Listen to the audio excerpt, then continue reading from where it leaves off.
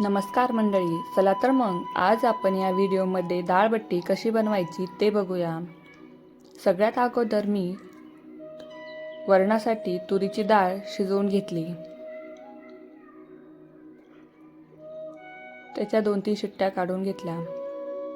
लगेचच मी इकडे बट्टीचं पीठ तिंबायला घेतलं।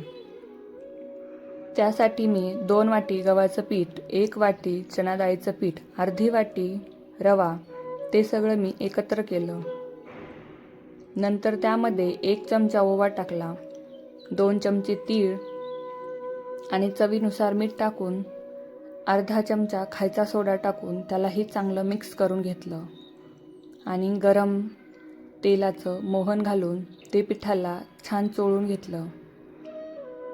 ते एकत्र करून घेतलं। लगेच मी त्याचा घट्टसर उंडा तयार केला। त्या उंड्याचे मी असे गोल गोल असे 5 गोळे बनवून घेतले। इकडे मी गॅसवरती कढई टाकून त्यामध्ये पाणी, त्या पाण्याला उकळी आली की ते गोळे त्यामध्ये टाकून दिले।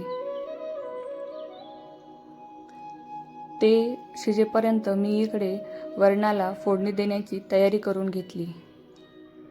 नंतर ते गोळे शिजल्यावरती एक एक करून एका ताटामध्ये काढून घेतले। ते गोळे थंड होईपर्यंत इकडे मी वरणाला फोडणी दिली। त्यासाठी कढईमध्ये मी तेल टाकून त्या तेलामध्ये मोहरी, जिरे,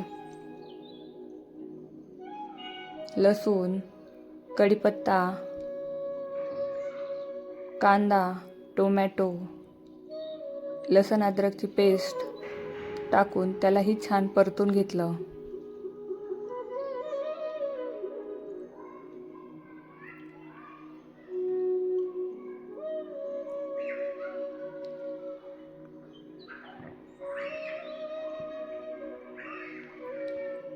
ते छान परतल्यावर त्यामध्ये 1 चमचा लाल तिखट, 1 चमचा काळा मसाला, अर्धा चमचा हळद आणि 1 चमचा गरम मसाला टाकून त्याला छान परतून घेतलं।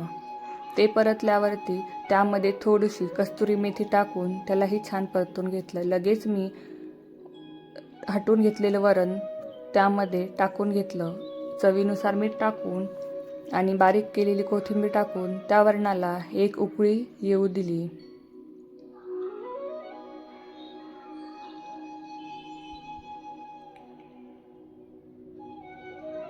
ते वरण काढून घेऊन इकडे मी लगेच थंड झाल्यावरती त्या बट्ट्या कट करून घेतल्या आणि इकडे कढई तापायला ठेवली।